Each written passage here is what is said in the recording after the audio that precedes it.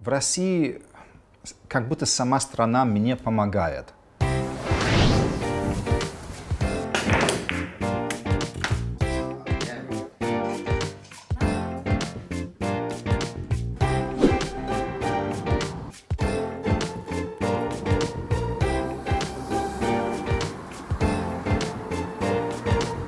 Я очень часто создавал для себя большие проблемы. И всегда появилась чья-то рука, которая меня поднимала с пола. Ну давай, вот почистим тебя и пойдем дальше. Как будто эта богиня, этот бог мне прислал вот русского вот человека. Ну, иди помоги этому идиоту, помоги. Вот это. Я не могу найти объяснение, кроме этого. Ну, кроме того, конечно, что русские достаточно добрые люди и доброжелательные люди. Все-таки, мне кажется, что-то еще происходит вот, на более высоком уровне, потому что мне сказочно везет иногда, просто сказочно.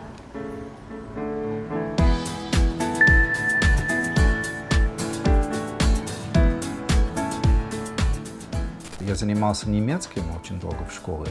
И потом я решил, что я буду заниматься двумя языками в университете. Посмотрел на русский, послушал, и сразу что-то отзывалось у меня, если вы понимаете, что-то понравилось сразу. Это самая большая страна в мире, вот, огромное количество ресурсов, огромный потенциал.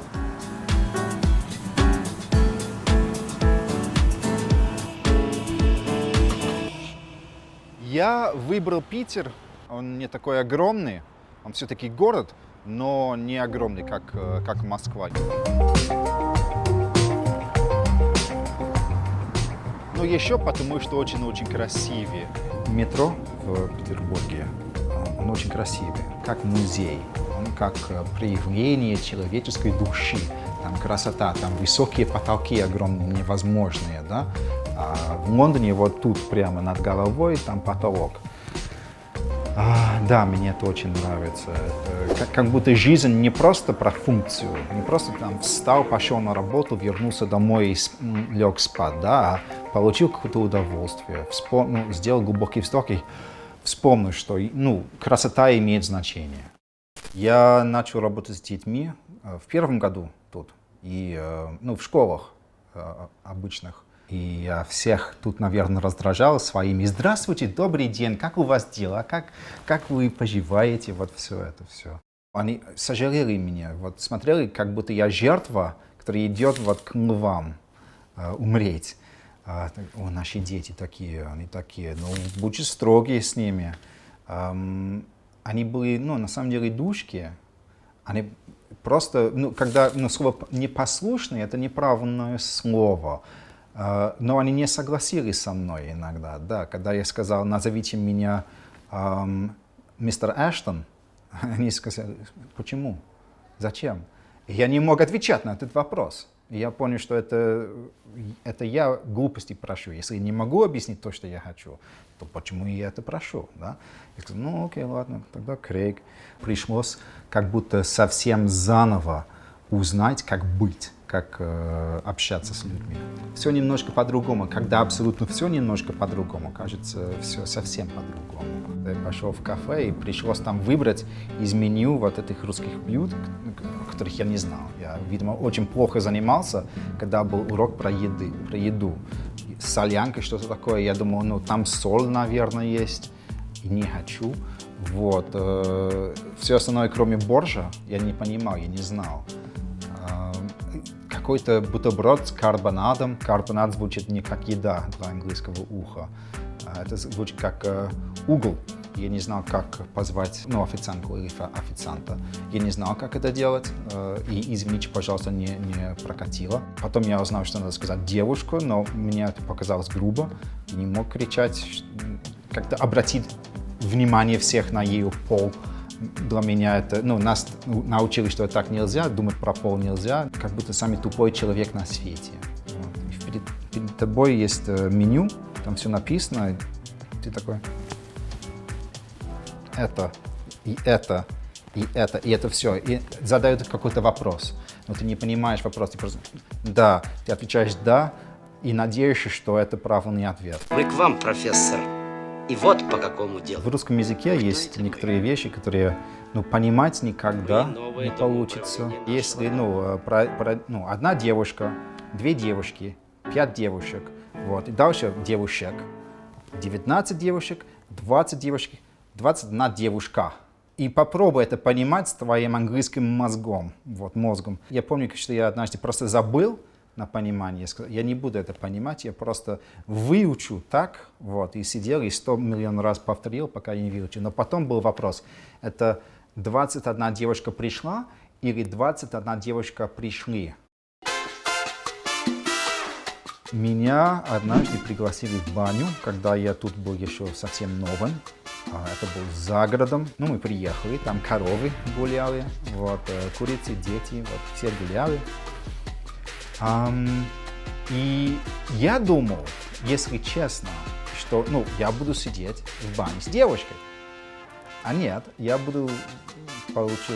сидел там с ее братом, который только вышел из армии, такой большой, здоровый, и ее отцом. Очень добрые и славные люди, но я не ожидал, что я буду сидеть с мужчинами.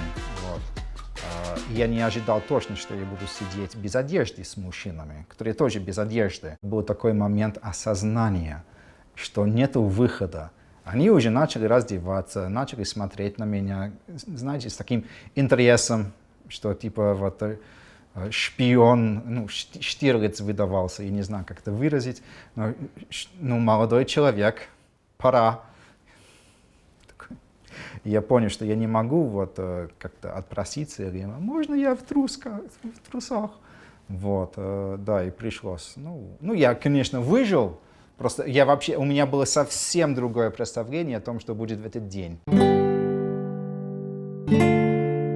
Мы с Алиской познакомились сначала, очень давно.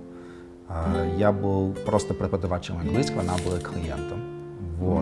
И долгое время у нас были именно такие отношения. Когда будут у нас с Алисой дети, единственный вариант это чтобы они были и английскими, и русскими, чтобы они знали оба стороны своей семьи, оба стороны своей души, историю и России, и Англии. Они оба великолепные, языки оба великолепные. Я не знаю, как Россия будет через 50 лет, потому что за 5 лет она уже сильно поменялась. Единственное, что я знаю, что ресурсов огромное количество, да, и развитие новых индустрий, не только газ, не только нефть, а еще IT. IT очень быстро развивается у вас. Несколько лет назад, когда появились эти санкции, Россия начала свою еду создавать. В магазинах это очень-очень видно. Главное, я думаю, что ресурсы все есть. Например, у Англии нет. Русские стали больше улыбаться за последние годы. Когда я научился видеть вас по-настоящему, когда я начал принимать вас, как вы на самом деле есть, тогда видно было, что нет, не мрачный, у вас такое...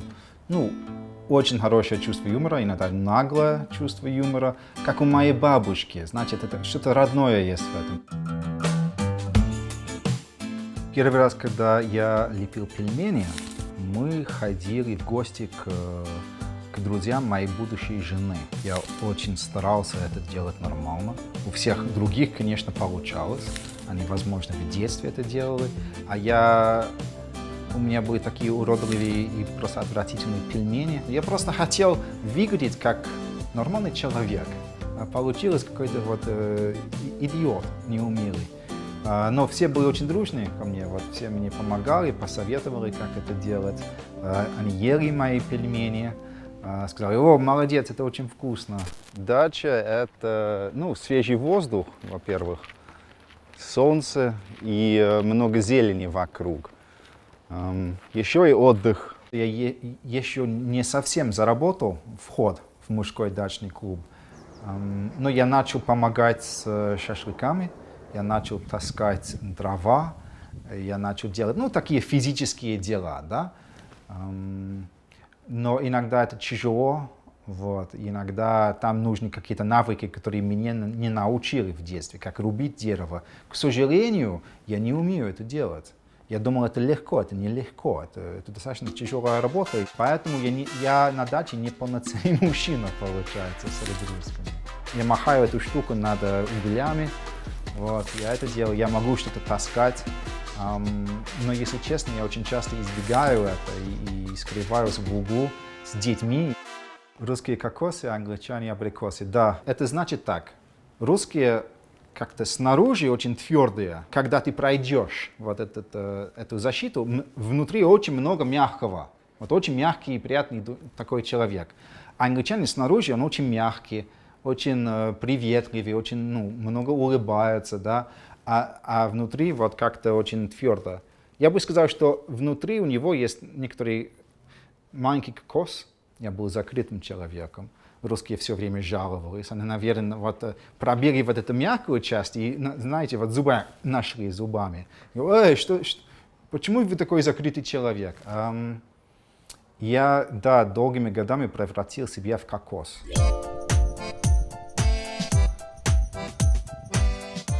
Когда русские ходят собирать грибы, я заметил некоторое другое поведение появляется. Вот. Охотники замечают друг друга, как-то уважают друг друга, некоторый контакт. Они не говорят, вот они ничего, там молчат друг, испугаем грибов. Вот. Все ходят тихо, глаза зоркие, вот видно, что они включены, они ищут, сканируют, находят.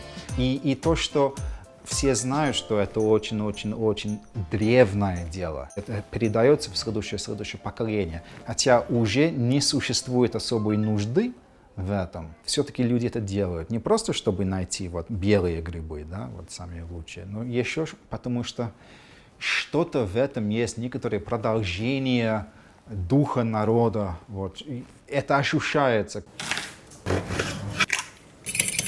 Я люблю это готовить, потому что мама всегда это готовила на Рождество. Последние слова, которые я помню от бабушки, это о том, что вы много едите укроп. Вот. Я не знал, что такое укроп, она сказала вот на английском, я не знал, что такое, я никогда не слышал. Она читала в каком-то журнале, она исследовала Россию, хотела больше узнать про вас. И это то, что она узнала. Нравится много. И особенно вот такие вот деликатесы, как сало на хлебе с чесноком. Блины нравятся больше всего с икрой, да, это божественно. Я помню, что в Англии я однажды сказал, я никогда не буду есть яйцо рыбой. Вот, ни в коем случае не буду это есть. А потом как-то полюбил. Вот. И я взял кучу обратно с собой к своей семье, они все отказались это есть. Просто отказались. Я там из банки с ложкой ел.